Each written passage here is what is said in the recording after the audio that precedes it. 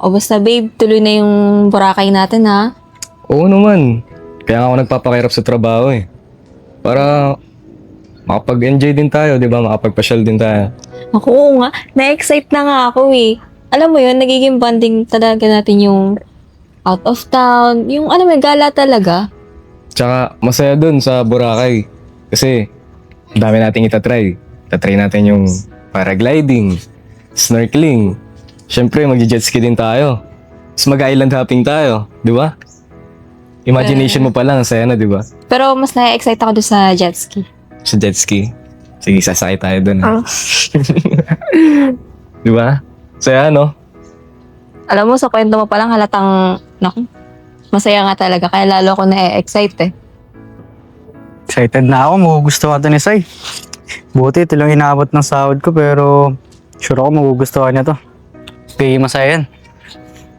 Tandaan mo, 3 days, 4 nights tayo dun, ha? Ang dami yung mga gamit mo. Lalo na yung binili ko sa yung swimsuit. Gusto ko makita kong suot mo yun, ha?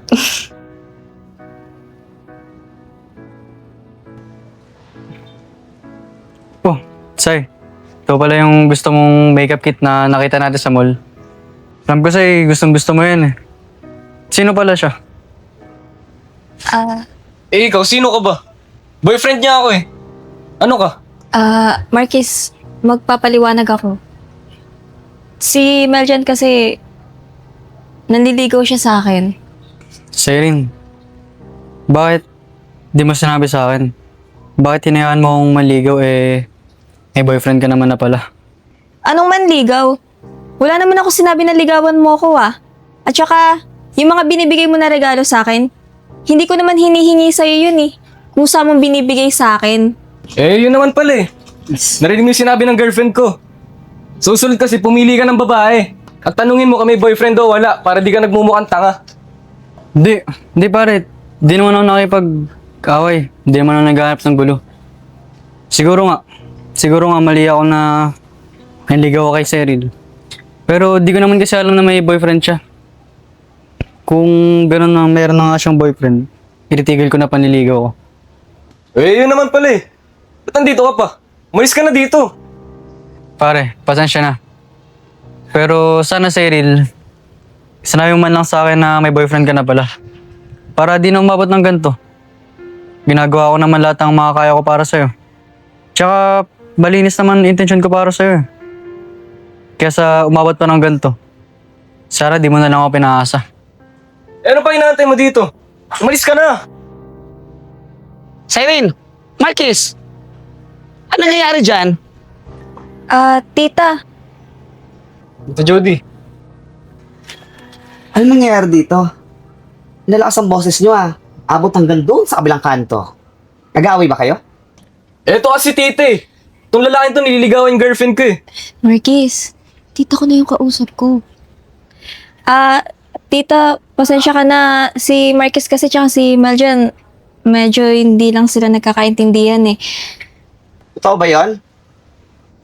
O ikaw, sino ka naman? Parang bagong mukha ka dito sa lugar namin Tita, ano po? Maniligaw po ako ni Sai.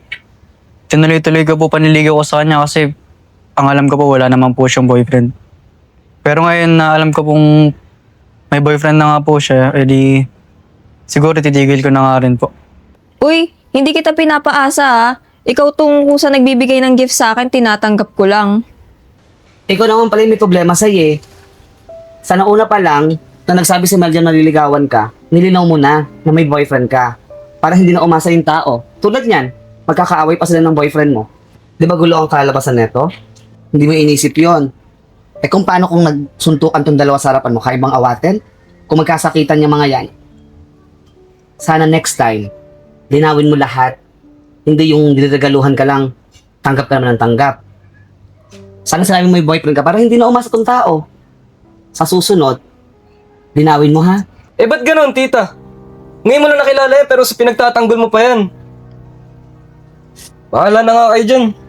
Marquis! Bastos talaga yung batang yan. Lumalabas ang ugali. Hindi ko nga alam kung bakit nagustuhan niya sa yun Pero, pasensya ka na sa pamangkin ko Mabait naman yun Hindi ko nga alam kung bakit nagkaganyan yan simula nang naging boyfriend yung Marquis. Sa una pa lang ayaw ko doon sa lalaking yun eh. Kasi iba ugali. Tingnan mo ngayon, di ba? Kahit ako binastos. Sorry po. Mukhang malaking gulo pa po yung naidulot na itong paniligaw ko kay Cyril. Yahan niyo po, aral naman na po ito sa akin. Na bago po ako manligaw, aalamin ko po muna yung katangian ng isang babae. At kung makakilala man po ako ng bagong babae, o hindi man po babae, may pusong babae, sana maging kagaya niyo po na kapagpasensya at may pagmamahal sa kapwa po. Salamat po, tita. Sige na po, mauna na rin po ako. Pero, tita, pwede po ba akong bumisita po ulit dito? Ha? Baka magkapilot kayo ni Marquis. Hindi naman po siguro. Kasi di naman po ako pupunta para kay Cyril. Para po sana sa inyo. Pwede naman. May naghihintay in the darkness of night, something waits.